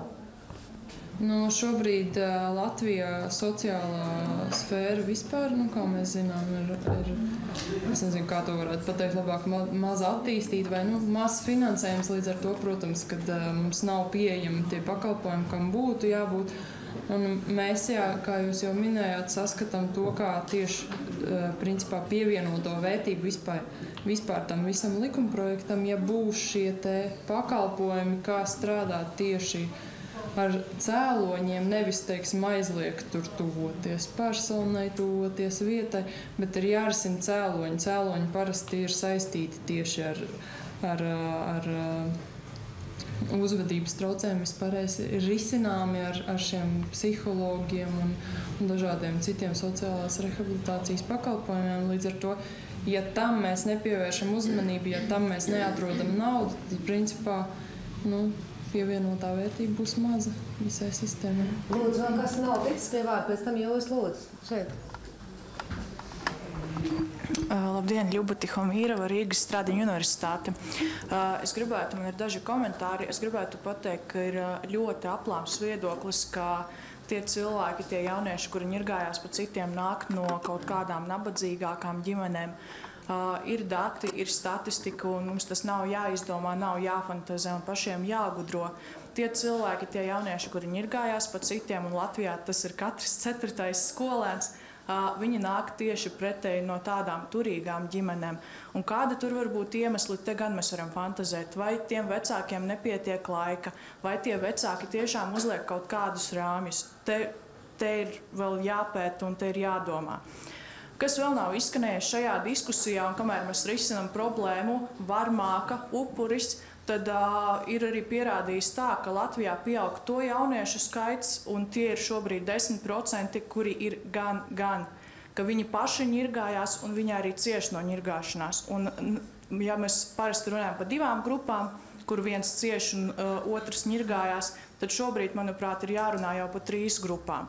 Un to dara arī rietumos, un kā jau izskanēja Skandināvijā, kur no 80. gadiem ir šis stratēģiskais plāns, un kur ir definēts viss, un kur ir atzīmēts, kura institūcija ko dara, kurš rīkojās un kā rīkojās. Mums arī pie tā vajadzētu vēl piestrādāt. Runājot par pašu terminu, šobrīd mēs saucam to par vardarbību. Likumdošanā tas nav nekā atrunāts tieši konkrēti vardarbību skolās. Viens to sauc par ņirgāšanos, cits par vardarbību. Es saskaros ar to, ka to sauc arī par bulīšanu. Mobbingu, jā. Tur ir atšķirības. Bulings ir 1 pret 1, mobbings ir grupa pret 1. Tur ir tādas definīcijas atšķirības, un redziet, tas nekur nav noteikts. Viens sauc to par vardarbību, otrs par ņirgāšanos. Vēl jautājums ir tāds, kas katram jaunietim ir vardarbība. Ja viņš nāk no ģimenes, kur viņam rīts sākās ar to, ej, tur cielies augšā. Un ja viņam kāds iedod pļauku, tad viņš varbūt nemaz nedomā, ka tā ir vardarbība. Tas arī. Tā kā te ir pamodināt bērnu. Jā, te ir arī definēšanas jautājums. Un jā, tas laikam būtu no manas puses viss. Lūdzu, tad Ikvēl kungs tur beigās, un tad nāksim uz priekšpus, atkal te cilvēki gaida. Labvakar. Zvērnāts advokāts. Pēdējos 4 gadus es tieši biju saskāries ar Rīgas pilsētā bērnu pārkāpumiem, vecāku pārkāpumiem.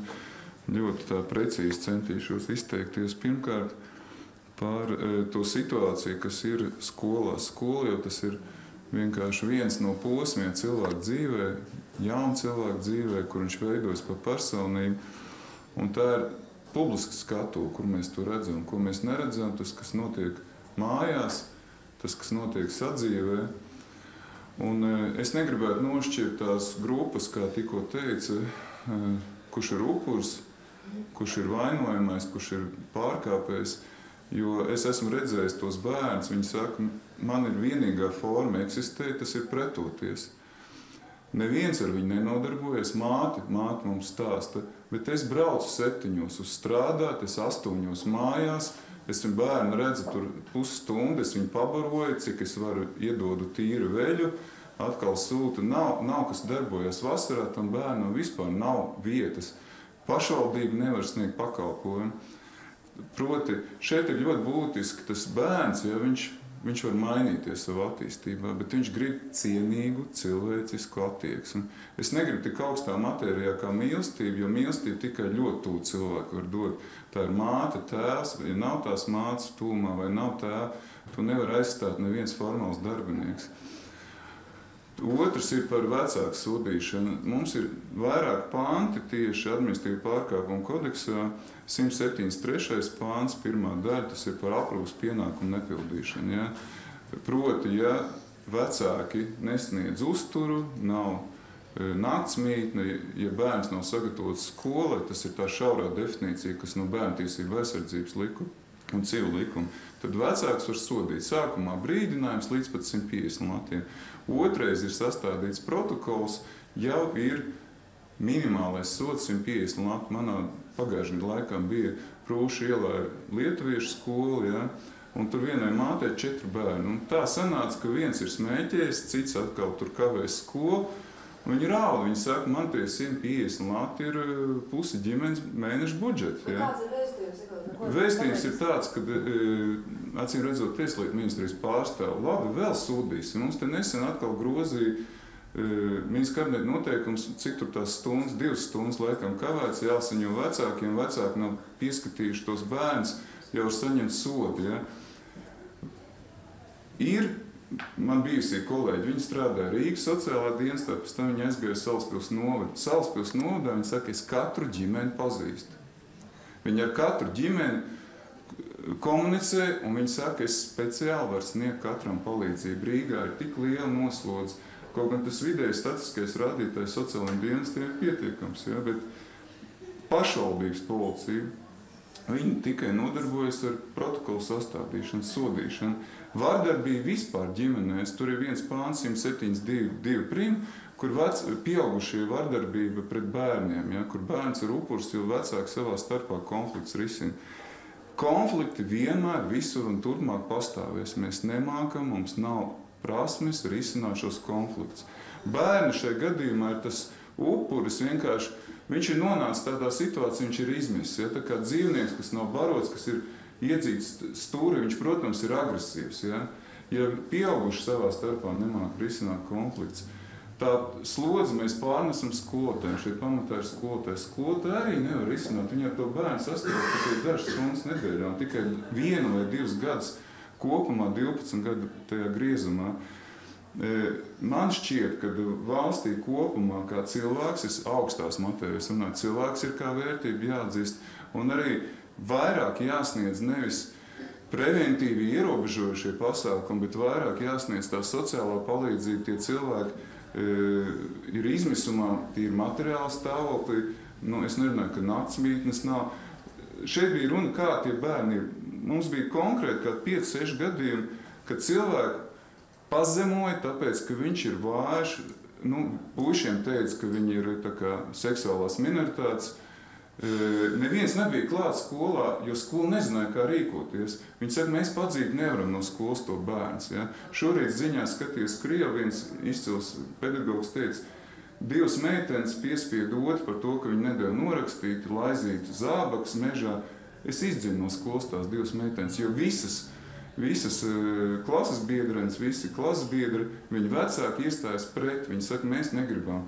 Valstī jāatrod mehānisms, bet nevis sodīt, uzlikt tos 150 lats, bet atrast mehānismu, kā rīkoties. Tas jau tas, ko mēs pēc būtības te visu vakar arī mēģinam runāt. Jā, es paskaitīju, man bija aptuveni 1500 4 gadu laikā šādu gadījumu cilvēki. Tie ir vai nu vecāki vai bērni. Ja?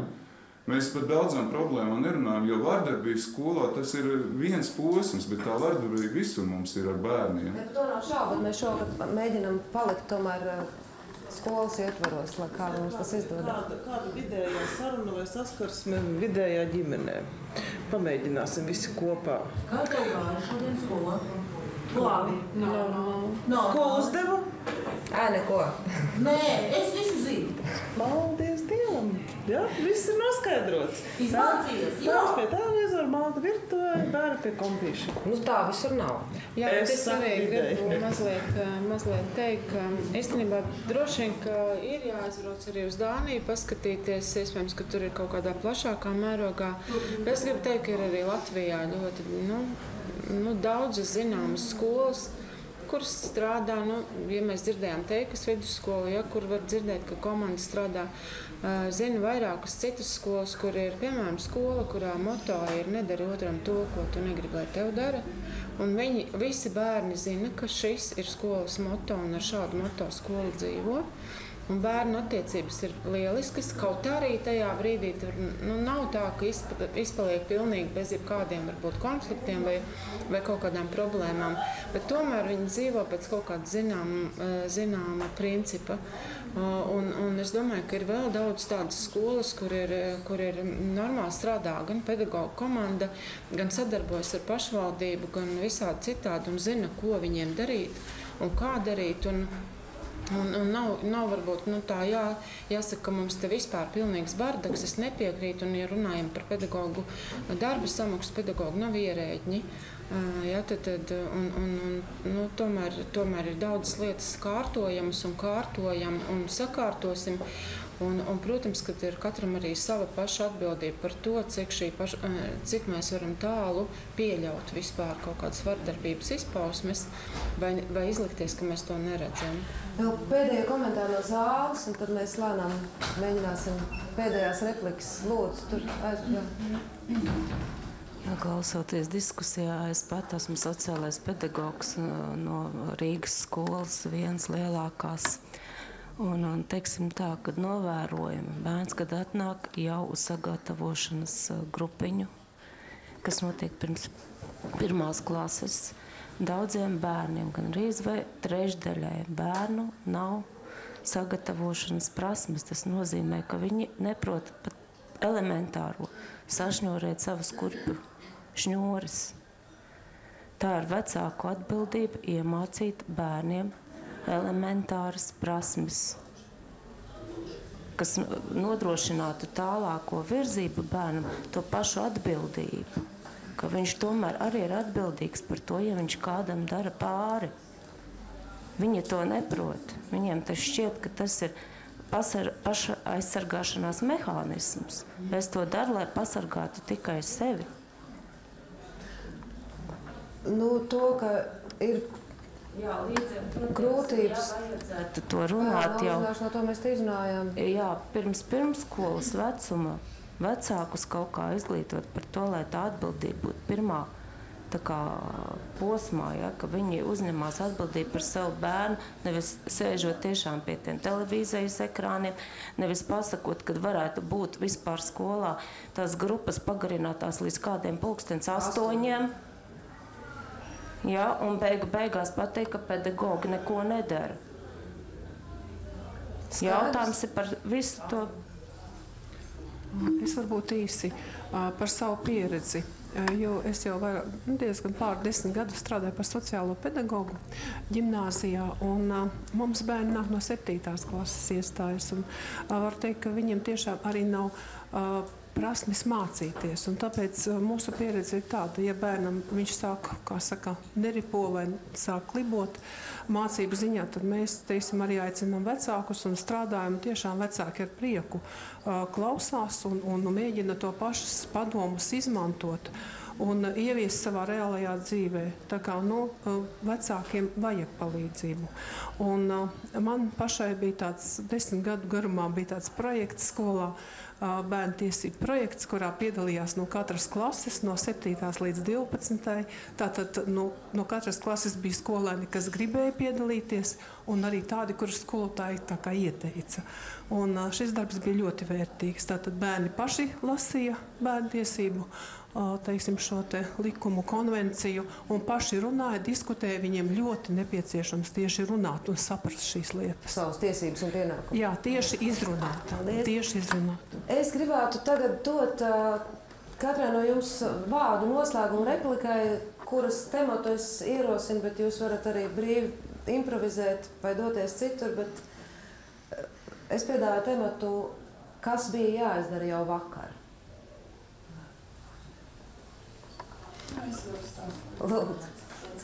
Viss, ko mēs šodien runājām, patiesībā novad pie secinājuma, ka principā pašā pamatā tas būtiskākais, kas ir vajadzīgs, ir vajadzīga vēlme iedziļināties, vēlme veltīt laiku bērnam, ne tikai tur pedagogam, vecākam, bet visiem kopā. Mums nav jāmeklē vainīgais vai atbildīgais, kura kompetencē bija tas, kuram bija jāizdara tas, kurš bija vainīgs, kāpēc bērns ir tāds, bet ir jābūt vēlmei ar šo bērnu strādāt, ar šo bērnu komunicēt un tiešām iedziļināties, kas notiek viņa dzīvē un kādas ir viņam varbūt problēmas un kādas ir vajadzības. Daugšķils, kā jums šķiet, kas bija jāpaveic jau vakar, protams, domu, kas ir steidzīgākās lietas, kas jūsuprāt tik būtu darāmas, lai bērnu vardarbības skolā mazinātos? Kas mums bija jāpabeidz, es domāju, mēs esam pakļauti tikai vienīgi tam, ko nosaka likums un pildam likumu savā darbā, bet dzīvē, protams, esmu tikai un iestājos par to, ka katram bija, ir un jāmīl bērns, ar cieņu ir jāizturās pret to un ir jābūt ģimenē cieņas un mīlestības pilnām savstarpējām attiecībām, ar savu paraugu vecākiem tas ir jārada. Un tad arī sabiedrībā bērns jutīsies savādāk un arī varbūt nebūs tik vardarbīgs pret citiem. No likumu jūs sākāt pildīt tikai tad, kad notika nelaime. Tā kā varbūt varētu būt versija, ka vienkārši jāsāk pildīt. Jau vakar bija jāsāk pildīt likumu. Tiesības sargs. Es domāju, katram ir godprātīgi jāpilda savu pienākumu. Gan vecākiem, gan skolai, gan pašvaldībai.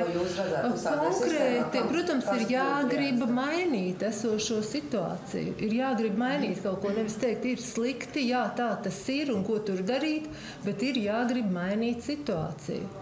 Jo, ja to gribēs gan skola, gan pašvaldība, gan vecāki, tas ir iespējams. Tas nav neiespējami un tas neprasa papildu finansējumu. To pašu, lai bērnam katru reizi aizrādīt uz kādu sociāli nepieņemamu uzvedību un pateikt, ka tā nedrīkst darīt, vai kaut likt rakstīt paskaidrojumu par to.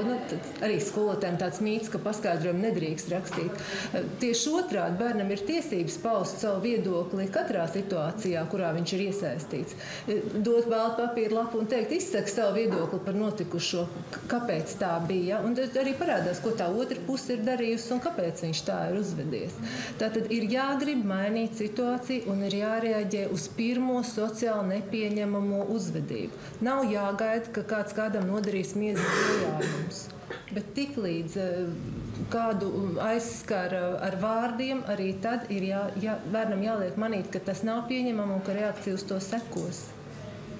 Jā, turpināt iesākt, es gribu teikt atbildību katram pašam, vecākiem, pedagogiem, arī mācīt šo atbildību bērniem. Un tas, ko es tiešām ļoti vēlētos un novēlētu, neslēpt problēmas, bet īstenībā par tām drosmīgi runāt, godīgi atzīties, ka kaut ko arī cilvēks netiek galā, jo mēs neesam nekādi pārcilvēki, mēs kādreiz arī varam nezināt, kā rīkoties, prasīt padomu un strādāt komandā, skolā, visiem vienoti par vienu mērķi un konsekventi ievērot visiem tās prasības, ko paši sev esam izvirzējuši. Es varu piekrist visiem iepriekš teiktajiem, bet mēs nekā gribētu, mēs vakar nevaram atgriezt atpakaļ no šodienas, paskatīties, kas tur nebija, un tad pārēt uz priekšu. Un es vienalga palieku pie tā, kad ir izglītošana, un šobrīd nāk prātā viena televīzijas reklāma, kur reklamē mājas tīrīšanas līdzeklis. Un pēdējais teikums, sieviete ar brīnišķīgu balsi saka, mīli savu māju. Ja reklāmās izskanētu mīli savu bērnu, savu ģimeni, savu tēvu, savu māti, arī tad būtu mazāk problēma. Cik mēs uzmanības pievēršam lietām, tīrīšanas līdzekļiem, ieliknīšiem un visam kam, jā, bet ne tām attiecībām. Jā, visus papildinot, es domāju, ka vakar vajadzēja būt jau diskusijai un vajadzētu būt šai sadarbībai, kur ne tikai mēs domājam par to, kādus likumus ieviest, bet vienkārši varbūt pieredzes apmaiņu veidot starp dažādām institūcijām vai organizācijām. Jo patiesībā, man liekas, mums ir jāieklausās viens otrā un daudz ciešāk, lai risinātu šo problēmu. Parasti mēs katrs darām savu lietu, katrs kaut kur stūrī darbojamies, bet tas lielais rezultāts jau īstenībā izpaliek. Tā kā es domāju, es aicinātu visus tomēr kopā darboties un prasīt padomu ar citiem. Nu, redz, kā Jaunjelgavā notika nelaime, un tagad tur ir starpinstitucionāla komisija izveidota, visi savā starpā sadarbojas un kaut ko dara. Līdz ar to es gribētu noslēgt ar cerību, ka mums nav jāsagaida viena kaut kāda globāla, jeb nacionāla mēroga nelaime, lai sāktu sadarboties. To arī visiem novēlu, visiem liels paldies par līdzdalību, par atnākšanu un tikšanos citreiz.